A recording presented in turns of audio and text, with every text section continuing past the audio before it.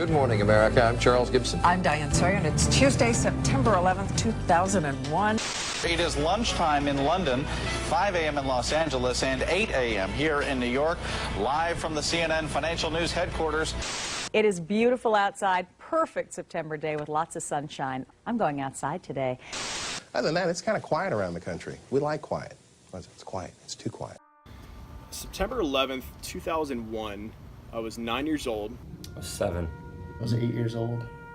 September 11th, I was 21. I was 28 years old. I was 44. I was 13. I was 20 years old at Fort Campbell, Kentucky. I'm just checking in when 9/11 happened. I was 47 years old. On 9/11, I was 10 years old. I was 10 years old on 9/11. I was 14 years old. I was 10 years old. We have serious news of a major possible air crash in the United States. It was about 5:45, and my mom came in and woke us up, saying, "Get up, you have to come see this." I was in Santa Maria, California, and I was headed to school. I was actually in the Philippines. I was at my mom's house in Glastonbury, Connecticut.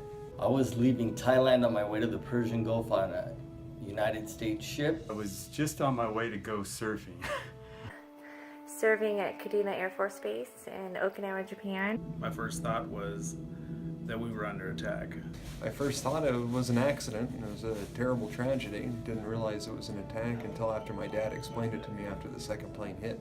So one of my neighbors came running out the street and blamed, he said, "Your people did 9/11," and I had no idea what he meant until I got to school and I realized that there was a terrorist attack. First thought was if my dad was okay, because my dad was working in New York at the time. Oh wow, what's going on? Everyone was putting their flags halfway down, and then when I saw it on TV, it was crazy. I was frightened. I really thought we might have a big bombing everywhere, and I was really nervous. Just no one ready for any of that. And this overwhelming sense of anger just hit me in the stomach. This is insane. The whole event was really a catalyst for the rest of my life. That is about as frightening a scene as you will ever see. I think it impacted my life because, just to see that can happen in America, and we're not always just safe here. So we all have to do our part. Never really have fully got over it, I guess, but everybody's life just seemed to change overnight. 9/11 impacted my life pretty greatly. The unit I went to was some of the first in the fight. It completely changed the course of my military career and derailed a lot of plans that I had.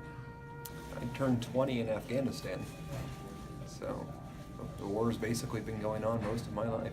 It definitely impacted my life. I was raised Muslim and come from a Muslim family, and it was definitely changed how we represented ourselves in public.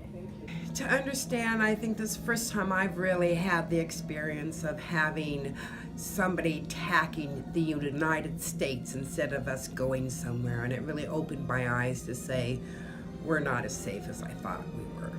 It was the first day of the war to me, and it expanded my mind to the greater problems that we face today. It's kind of my first days of how cruel life could be, so that's why I joined the military, not only because my uncles did it, but in a way, I want to do my part as a human being. I'll never be the same because of 9/11. 9/11's affected my life just by keeping my family in mind, thinking about the safety of our country and everybody's family. I think a lot of people lost loved ones, and anytime something like that happens, really hits home. So it just made me really appreciate the family I have, my family and friends, made me realize I never should take anything for granted.